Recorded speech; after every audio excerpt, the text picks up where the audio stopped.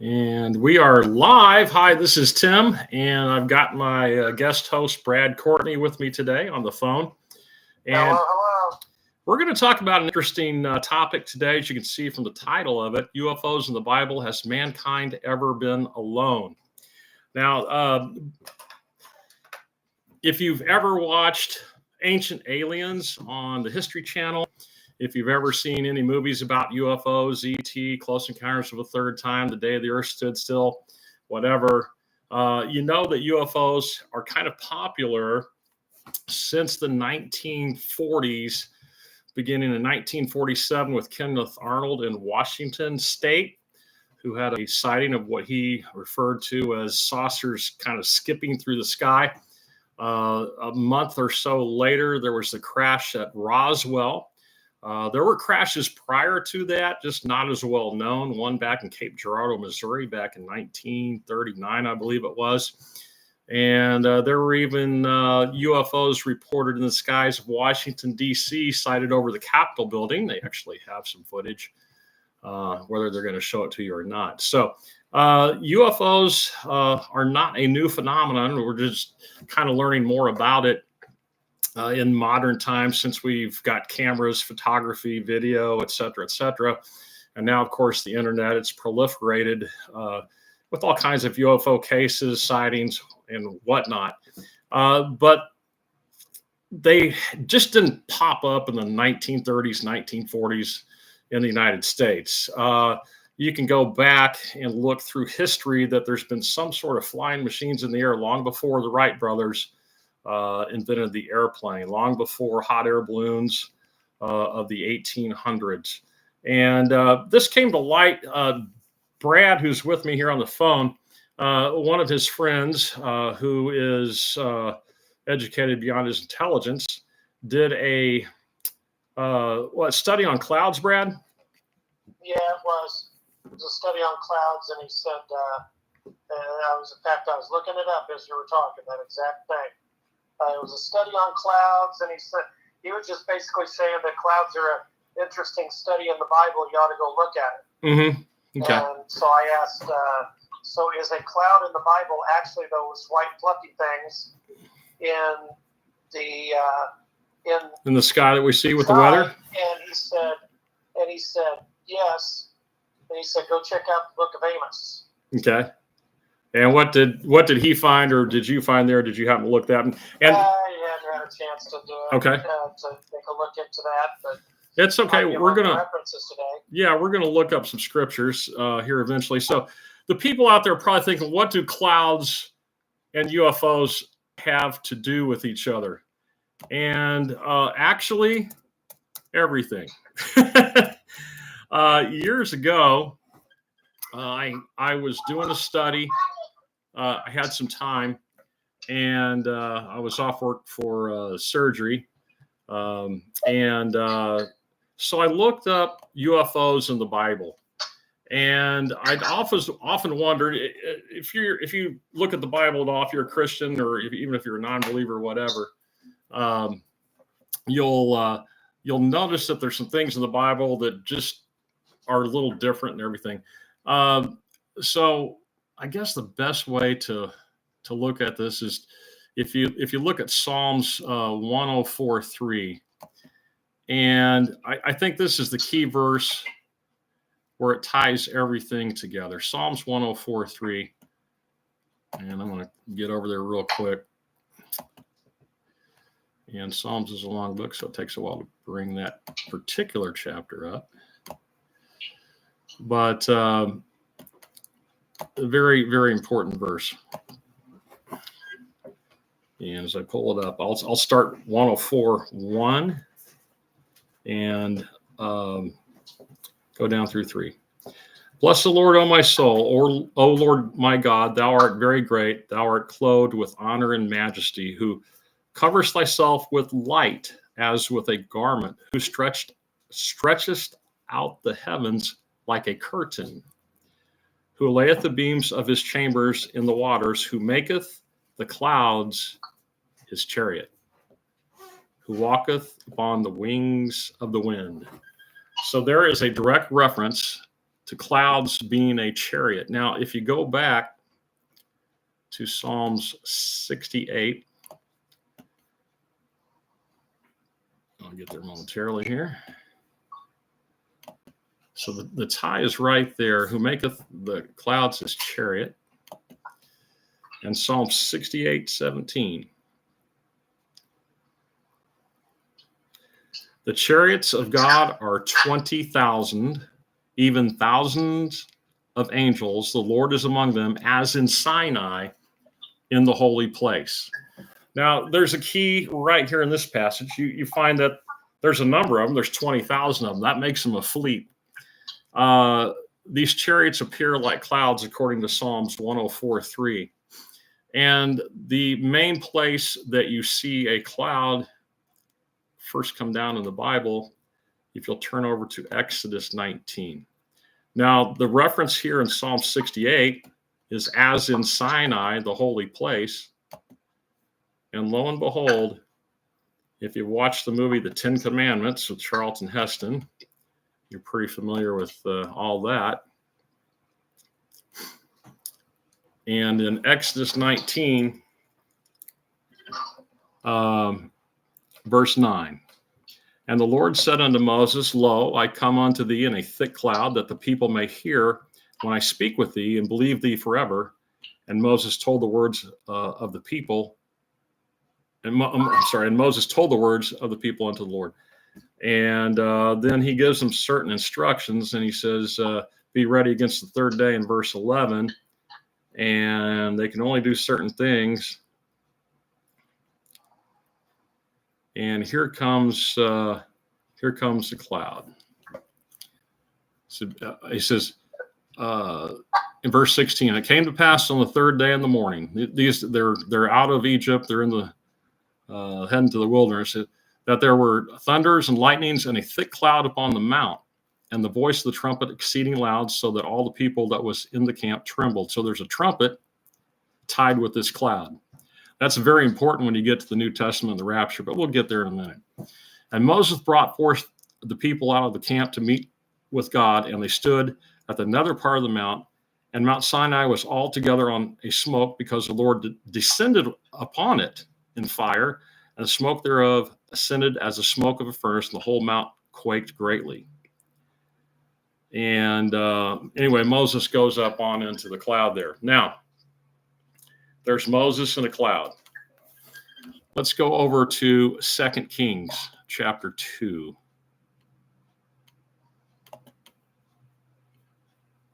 Second Kings chapter 2. And this is Elijah. If I can get my fingers working here. 2 Kings chapter 2. So what does one thing have to do with another? And I'll come down to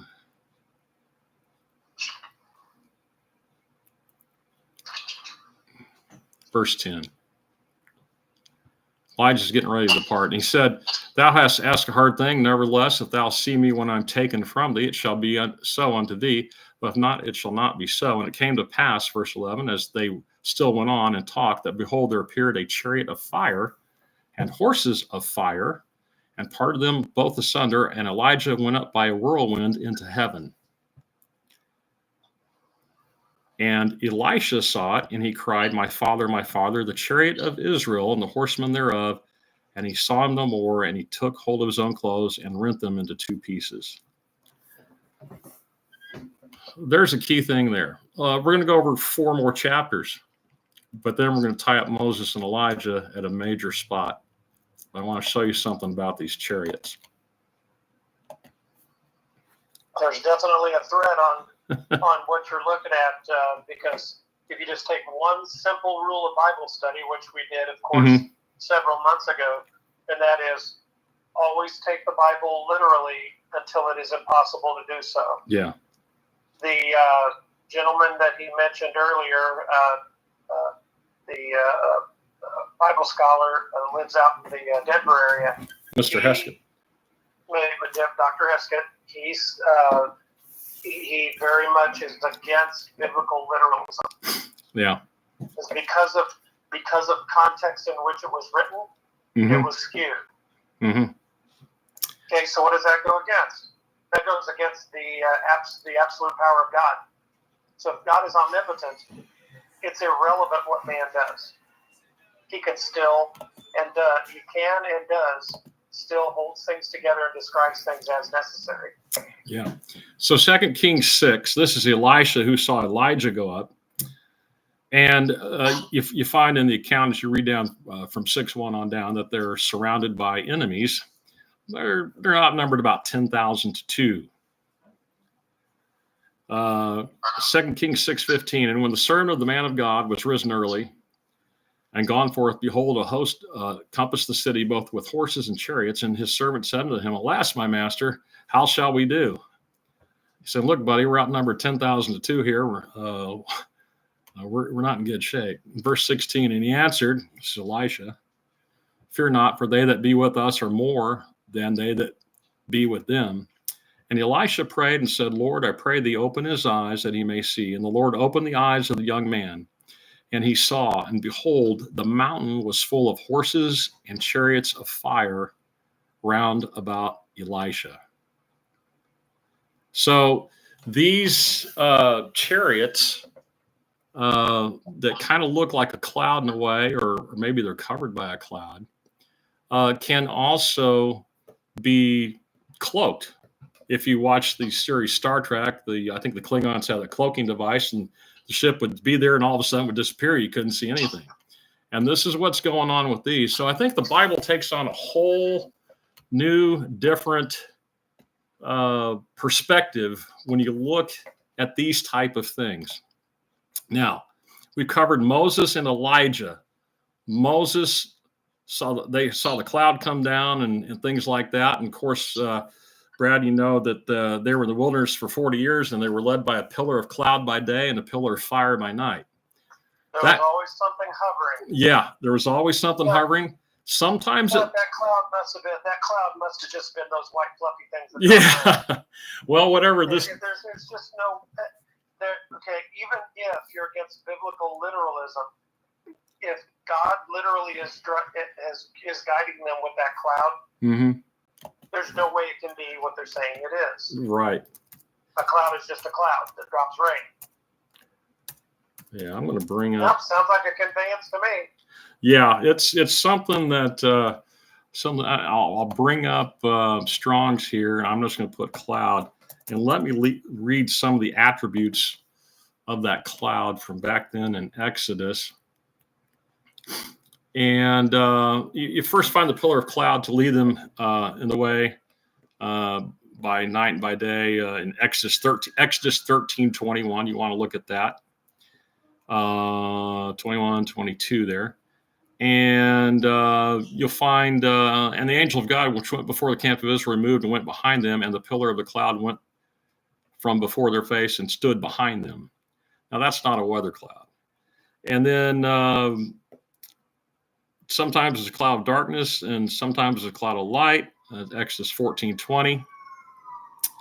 And it came to pass that in the morning watch, the Lord looked unto the host of the Egyptians through the pillar of fire and of the cloud. Exodus 14:24. But you'll find that cloud, if you look in Strong's, you'll find that all the way there through Exodus. And I think you find some of it in Numbers, but you'll find that this thing descended. The Lord descended, the cloud stood with them there in Exodus 34. You'll find it gives them cover, shade. You'll find that he fires some type of weaponry out of the cloud against the Egyptians.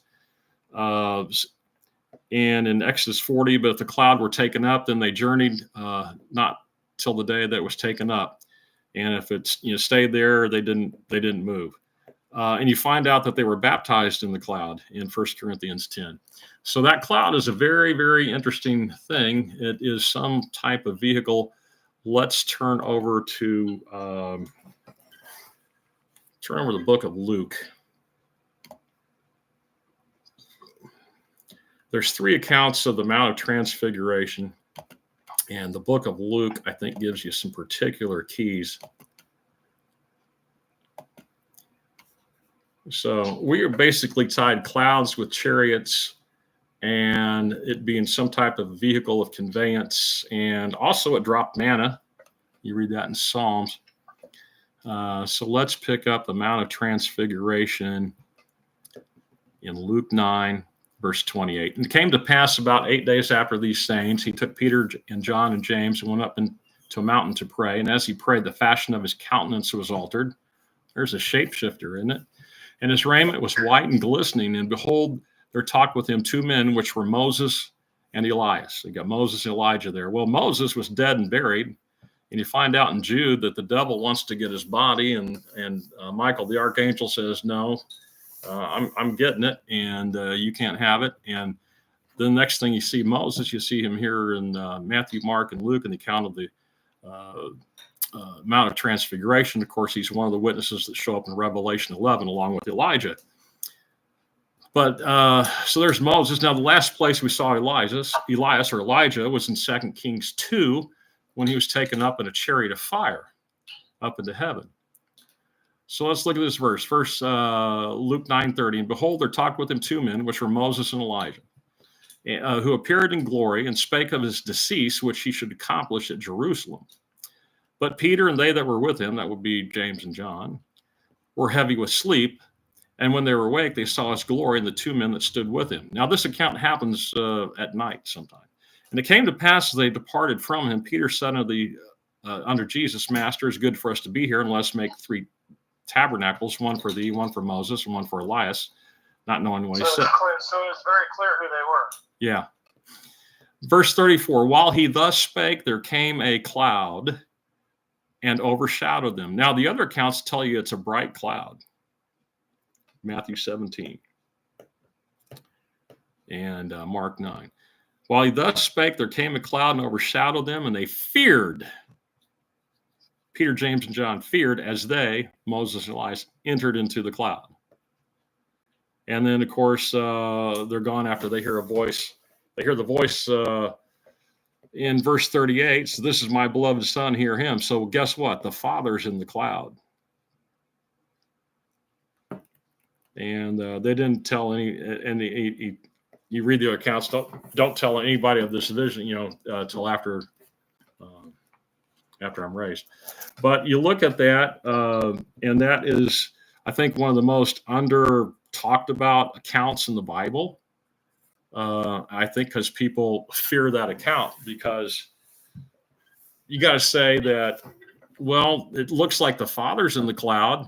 It looks like it's some type of vehicle tied to the Old Testament that picks people up. All right. Now before I started talking to you about this subject several years ago, in 40 plus years, so it'll be 41 years that is coming November that since I got saved. Mm-hmm. You're the only person I ever talked to that actually dug into it.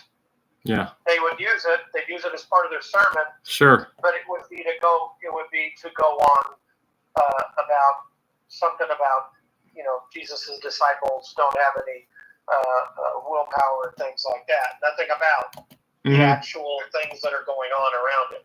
Yeah. So there's an account with the Father in the cloud. Now, let's go over to Acts chapter 1. So we are post-resurrection.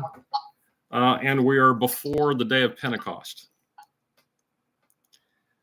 And let's pick it up in verse 6, one of Bob Alexander's favorite verses, where he kind of helps lay out the book of Acts. When they therefore were come together, they asked of him, saying, Lord, will thou at this time restore again the kingdom of Israel? So they're looking for, they know he's the king. Are you going to bring the kingdom now? And he said unto them, it is not for you to know the times or the seasons which the Father hath put in his own power, but ye shall receive power after the Holy Ghost has come upon you, and ye shall be witnesses unto me, both in Jerusalem and all of Judea and Samaria and unto the uttermost part of the earth. And when he had spoken these things, while they beheld, Elisha beheld Elijah, and the servant of Elisha saw some things too. And verse 9, when he had spoken these things, while they beheld, he was taken up, and a cloud received him out of their sight. I wonder what cloud that was. Was it a stratus nimbus? Right, sure.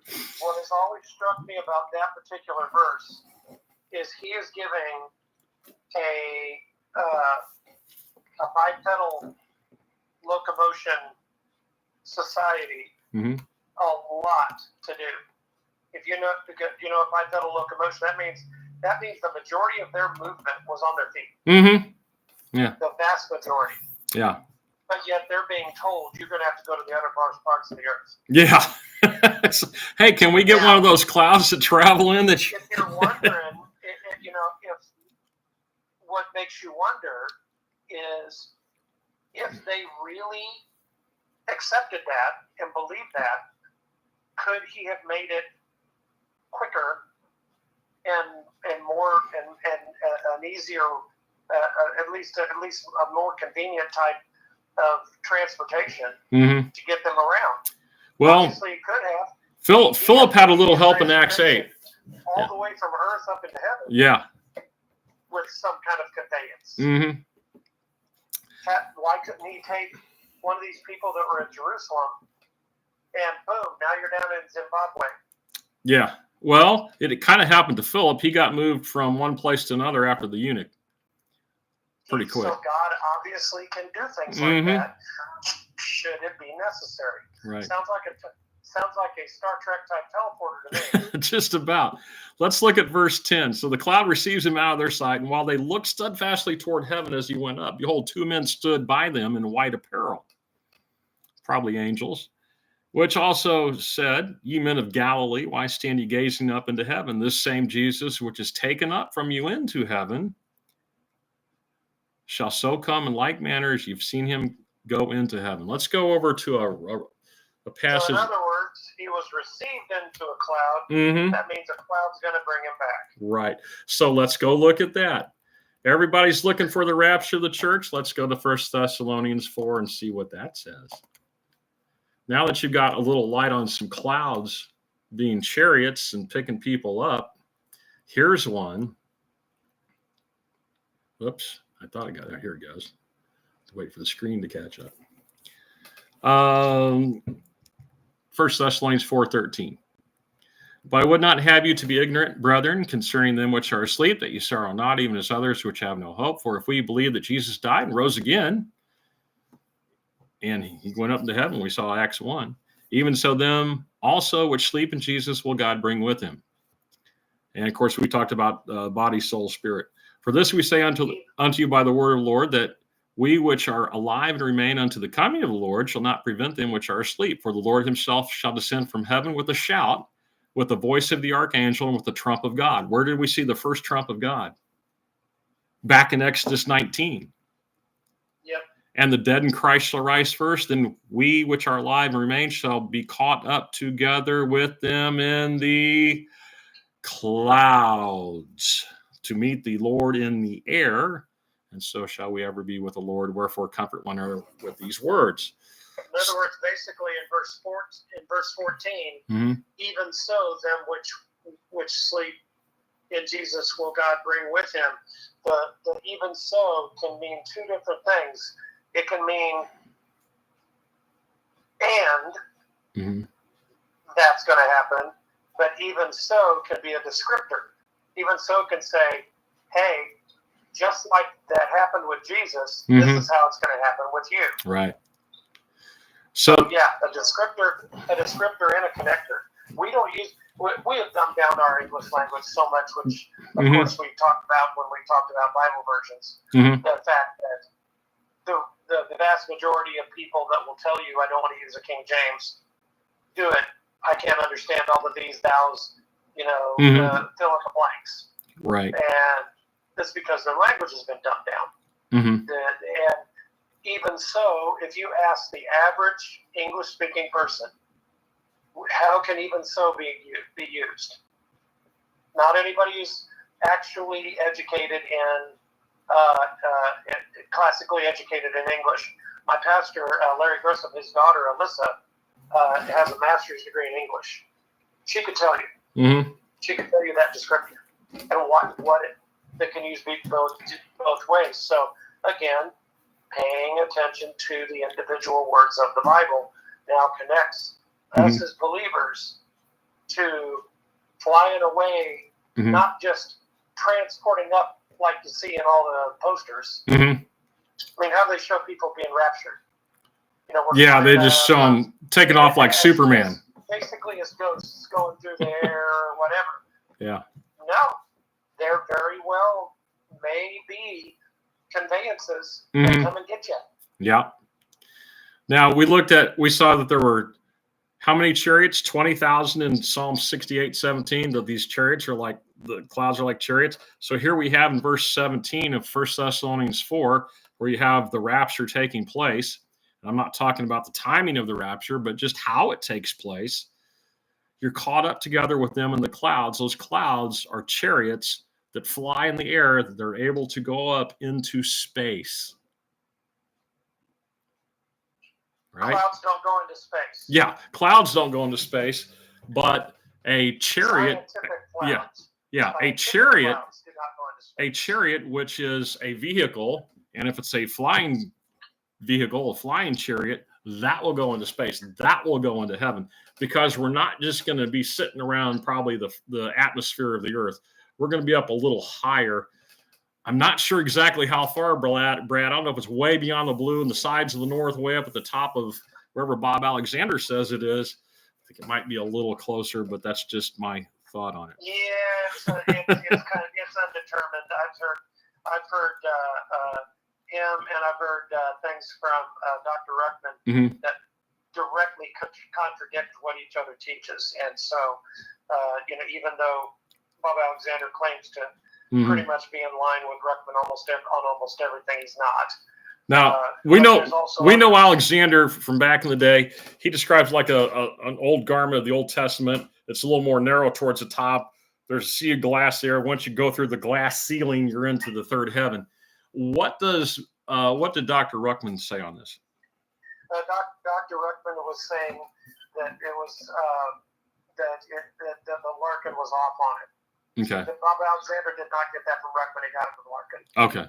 Larkin was, Ruckman said that Larkin was influenced by some of the science of the day and some of the things that were coming in when God transcends science, and it is something that we just do not understand. Yeah. And I don't think we can. Similar to a lot of the doctrines of the Bible.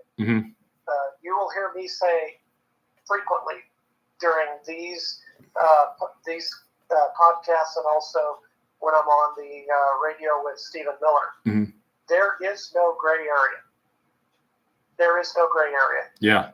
Oh, no, there is because of this, that, and the other thing. No, it's our inability to see it. Right. And God keeps some of those things gray to keep us humble. All right.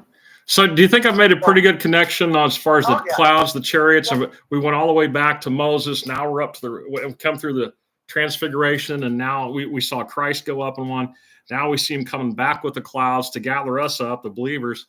And there's a lot of description in the Bible when he returns for the actual second advent, the end of the tribulation. Right. That's a day of clouds. Oh, there's connectors between them, is what you've shown today.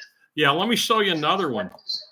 Turn over. Well, you can look at Revelation 12. He talks about there being war in heaven. And, I just don't see angels floating around with, machine guns shooting at other angels. You know what I'm saying? That's what everybody depicts it as. Oh, yeah. And that's because they don't understand. Yeah. Now here's the thing, and I should mention this about angels. And let me cover angels and demons just really shortly, because they're two different things. You see the angels are ministering spirits. Well, Brad, you're a ministering spirit. You minister with the words of your mouth, your intellect. Right. Okay. Angels have bodies.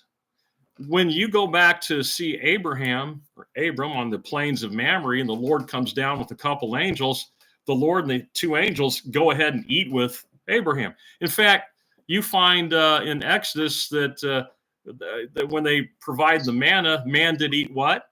Angels' food. So the angels are actually physical beings. They actually grabbed Lot by the hands and drug him out of town. One angel killed 185,000 Assyrians in one night or something like that. I mean, these guys are very much physical. They're like us. They're both spiritual and physical. The problem is when and I hate using the word demons because it's a modern term, but unclean spirits or evil spirits in the Bible, they're looking for bodies. They ain't got no body. And they certainly don't travel around in UFOs. And a lot of modern Christian preachers, teachers say that stay away from UFOs, they're demonic. Well, no demon or evil spirit traveled in a UFO. It's never shown that they traveled in a UFO or a cloud. No, but angels, messengers, yeah, angels. and clouds. There was an angel in the book of Daniel that was delayed 3 weeks coming down from heaven. Yeah, I guess he went through a little war zone there or something. I don't know.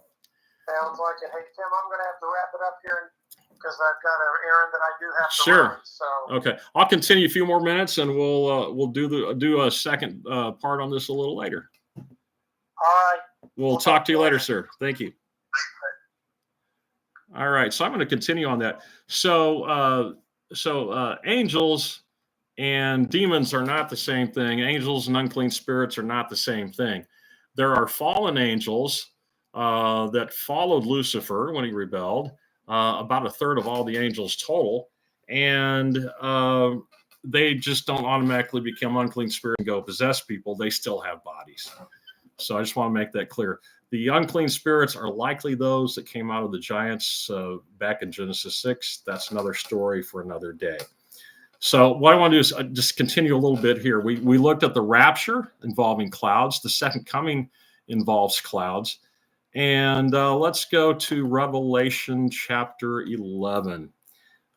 Because we see these same two guys showing up. We mentioned Moses and Elijah earlier. These are the two witnesses in Revelation 11. And we'll go there and we'll see how they go up.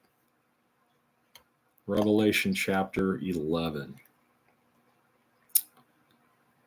And you get the whole description of them, but they're for the first 7 verses, and then they're killed in verse 7, and their dead bodies lie in the street of the great city where the Lord was crucified, or they're in Jerusalem, Revelation 11:8. And they're not going to suffer them to be buried right away, and they make merry and send gifts to one another. Maybe that's around Christmas, verse 10. And verse 11, Revelation 11:11. And after 3 days and a half, the spirit of life from God entered into them, and they stood upon their feet, and great fear fell upon them which saw them. Well, I guess if you see dead people who are dead for 3.5 days stand to their feet all of a sudden, that would probably scare the bejesus out of you. Verse 12, and they heard a great voice from heaven saying unto them, come up hither. And they ascended up to heaven in a cloud, and their enemies beheld them. So there you go. There's that cloud showing up again. So wanted to cover that with Moses and Elijah there. And then, of course, the Lord comes back with clouds. You find him come back on a white horse. We saw the horses of fire in 2 Kings 2 with Elijah. And so we know that this is some type of vehicle. We've seen that in Luke 9. The other references are Matthew 17. Matthew 17, let's see, that is 1 through 8. Matthew 17, 1 through 8. Mark 9, verses 2 through 8. And Luke 9, verses 28 through 36 on the Mount of Transfiguration. So I wanted to give that to you. So anywhere, we mentioned UFOs, and we know about the modern ones. There are some type of vehicles that are flying around. Now, I will say this, that it is apparent that angels back in the day before biblical times that we're aware of, before Adam, probably used some type of vehicle, some type of craft to travel around. Angels do not have wings. You see them in white apparel or white uniforms, but you certainly don't see them, flapping wings and flying like you see in medieval art. So I'll just give you that. So angels don't fly on their own. They have to use some device. Something I didn't get to mention with Brad, I was going to. When you go up into the sky, you have to have some type of oxygen to breathe. Airplanes, the cabin pressure, and they have oxygen, blah, blah, blah. And then at that point, you can only actually fly so high because the oxygen levels just drop. Fighter pilots have conked out because they flew too high and there wasn't enough oxygen for them. And then they come crashing back to the ground. Hopefully they pull out and get the oxygen before they do that. But a number of them have crashed. When you go up into space, if you're part of NASA, if you're an astronaut, if you know some astronauts, or we've all seen them on TV. I remember watching the moon shot when I was 5 years old. So I've seen a number of the Apollo missions. I've seen a lot of the space shuttle missions. You got the space station up there in orbit around the Earth, but have to have an oxygen supply. So in the rapture of the church, it's obviously not, you're just going to go zap up and going to be able to breathe all the way up from the atmosphere of the Earth all the way up to outer space, where God's going to take you up to heaven. There's got to be some type of device, even though you get a changed body at some point. If it's changed even at the moment of the rapture, which I don't know if it's completely at that point, but could be, but we'll say that it is. Even if it's fashioned like unto his glorious body, which Scripture says it is, Jesus still had to breathe air while he was on earth, and as he's going up, probably for physical life. So there's some things that are just consistent that way.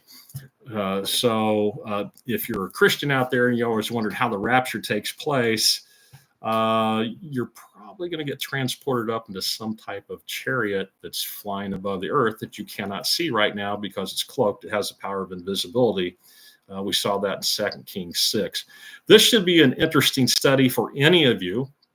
And whether you are saved or lost, whether you're Christian or non-Christian, don't know what your faith is. Maybe you're just, I don't know what to believe. Maybe you're just curious or whatever. But we'll continue this study with Brad at a later time. This will just be kind of part one of it, but it should be enough to tickle your ear to get you interested and to dig in a little deeper into Scripture. I gave you some major passages, and we didn't go into the greatest of detail, but looked at some particulars that will give you an idea that, hey, there's a little more to the Bible than meets the eye, and God is not just this religious character. Jesus is just not this religious character trying, this or that, but it's a lot deeper, and it's a really, really great study, and we'll dig in a little more next time. Thanks for joining us today. Hope you enjoyed the video. Please like and subscribe to the channel. You'll get more of this, and please leave your comments down below. Would like to hear from you. I'm not only going to put this out on biblical face groups. I'll also try to find some UFO groups out there that we can share this with. And if you're part of one of those UFO groups, that's great. I did get to meet Giorgio Tsoukalos, who is the chief guy for Ancient Aliens. Haven't met Eric Von Daniken, but I don't know if he's passed or not. But Giorgio's still doing the shows there on Ancient Aliens on the History Channel. Got to meet Giorgio when he came to Kansas City in 2012. He said I asked him really great questions, and he ended up doing a show on one of my questions that I had for him at that event. So anyway, so thanks for joining myself and Brad today, and we'll see you again next time, and we'll continue the study on UFOs in the Bible.